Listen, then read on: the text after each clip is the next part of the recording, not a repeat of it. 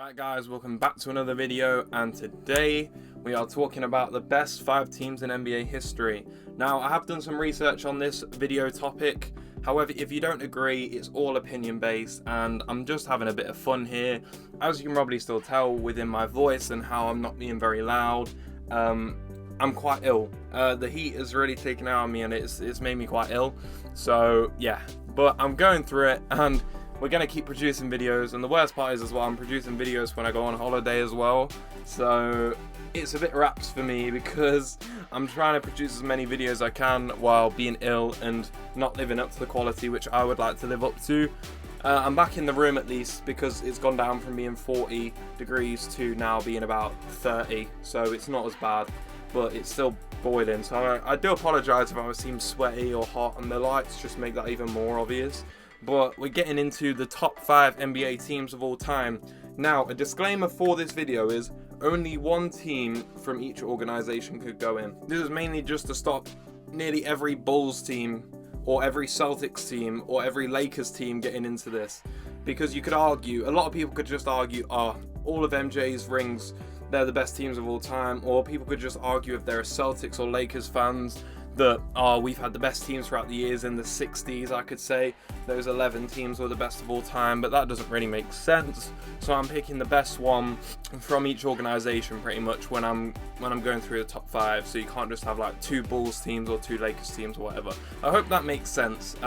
That's why I haven't put some teams, which I probably would have if I wasn't doing that stipulation. I just wanted to explore more teams and think about different options through the league. Right, so we're starting off at number 5, which is the Milwaukee Bucks from the 1970-71 season. Now, this team had Kareem where he was in his prime. He averaged 31.7 points per game and averaged 16 rebounds. This was Kareem's team. Honestly, this was when Kareem was amazing. Kareem played for such a long period of time, but this was some of his best work right here. And he also had Oscar Robertson, which I didn't realise as well, who actually got 19.4 points per game and 8.2 assists. Now, if you see, I'm reading from a stat sheet, because I wasn't around to watch Kareem. I wasn't really around to watch Oscar Robertson. I'm going to be honest. So I'm just reading from my stat sheet about the amazing things these people have done. They had John McLaughlin, Greg Smith, Bob Boozer. So some amazing players, but I obviously did not watch them because I was not around in 1971. That was probably the year that my mother was born, so even she didn't see that, which is crazy to even think about. The team had massive playoff success where they, for some reason, I don't know why, but they didn't play a first round. Maybe it's because of the lack of teams at that time. But they did a playoff run where they won 4-1 against the San Francisco Warriors, where they won 4-1 against the Lakers in the next round, and then swept the finals against the Baltimore Bullets. So they swept that 4-0. So quite a dominant playoff run, let's be honest here. And I obviously wasn't around to see this team, but clearly from a lot of websites which I've read up about, who say this is easily one of the best teams of all time. I think a lot of lists had them 3rd and stuff like that.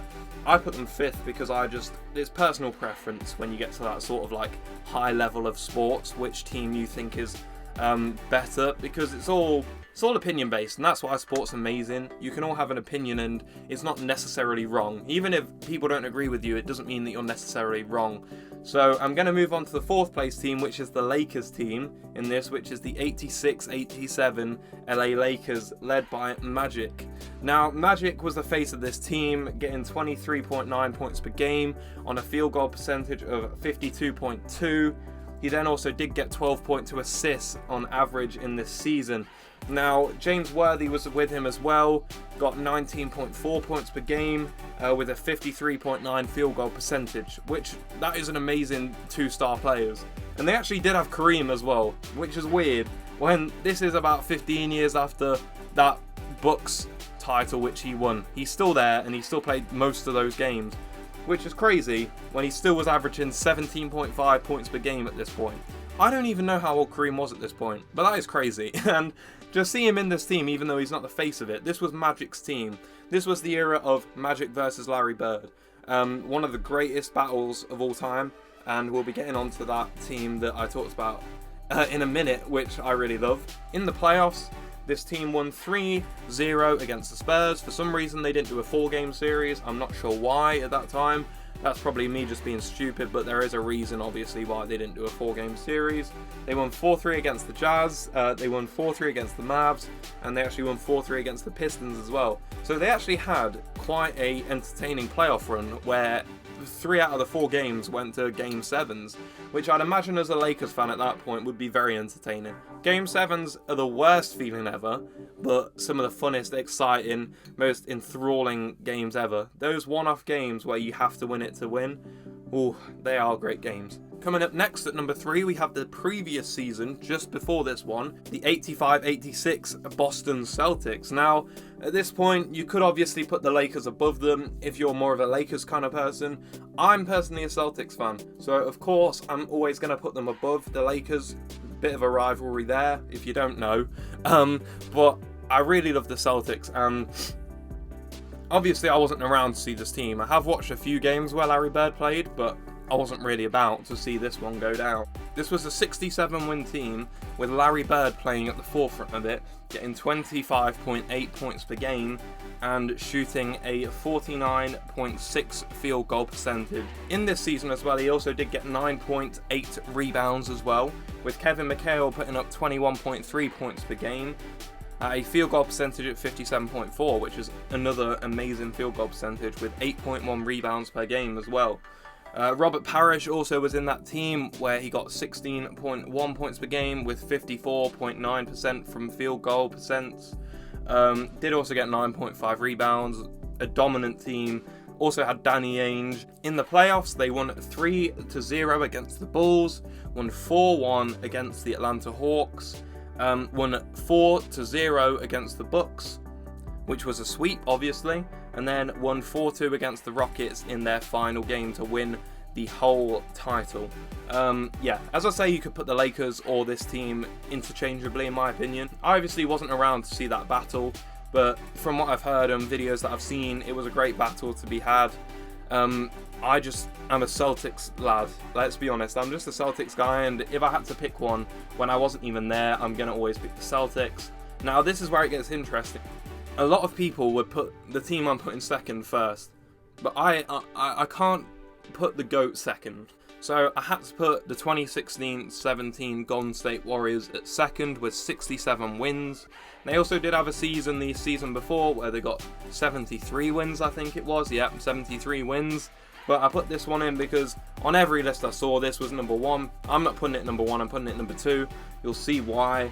Clay got 22.3 points per game on a field goal percentage of 46.8. And then he also shot 41.1% from 3.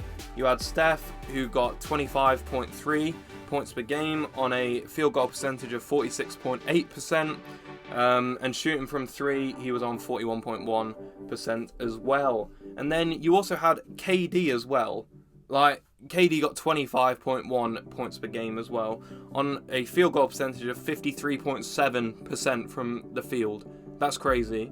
And then you even had Draymond Green getting 7.9 rebounds per game and 7 assists per game. That was crazy. Like, that is a crazy team when you think about it, and it could very easily be the best team of all time. And even in their playoffs, they nearly went undefeated in their playoffs.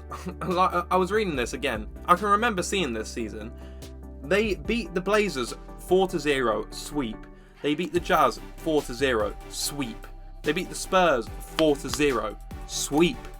And then they did lose one game to the Cavs and ended up winning that season. They did in fact lose one game to the Cavaliers, but they did end up winning that series 4-1. They lost one game in the postseason. Do you not realise how crazy that is? Like, what? Like, that is mental. They only actually had to play 17 games in the postseason to win the title. Crazy team, and I can see why people put them first. But in my opinion, you've got to respect the GOAT and put him first.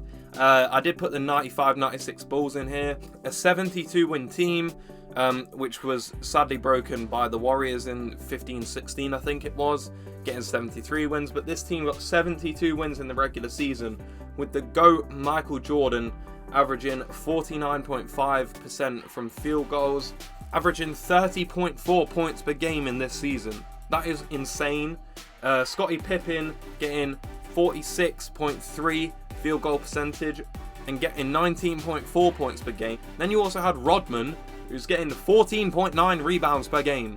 14.9. And you thought Kareem's was impressive as well. He got 16. Rodman, who isn't that tall, well, he is tall, but not that tall, got 14.9 rebounds per game.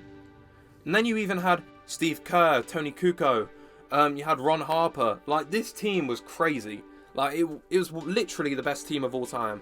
And I'm not having any debate. I wasn't even alive when this team was about. But even I know this team is the greatest of all time. Obviously, the record and stuff for the Golden State Warriors in that season is probably better, like, overall in the postseason. Nearly sweeping the whole postseason is an insane feat. In this one, the Bulls did actually win 3-0 against the Heat. So they swept that one. They won 4-1 against New York. They won 4-0 against the Magic, which is a sweep. And then won 4-2 to the Supersonics in that final game to win it all. Now, obviously, the Golden State Warriors' record in the postseason looks extremely impressive, and you can't argue with how impressive that season was for the Golden State Warriors. But sadly, I've got to put the GOAT in front of them. I can't have it any other way, and I really am sorry about that. But any Golden State Warriors fans, I'm sure you understand that it's the GOAT, and you can't argue with the GOAT. And that's just my opinion. If you have liked this video, I would really appreciate a like, and if you could subscribe to the channel, that would also mean a lot to me. I'm trying really hard to upload daily and try and do the best content possible. I've done a lot of research for this video, so I would really appreciate any support you can do for me on this video. Thank you so much for watching, and I really do appreciate you. Thank you so much.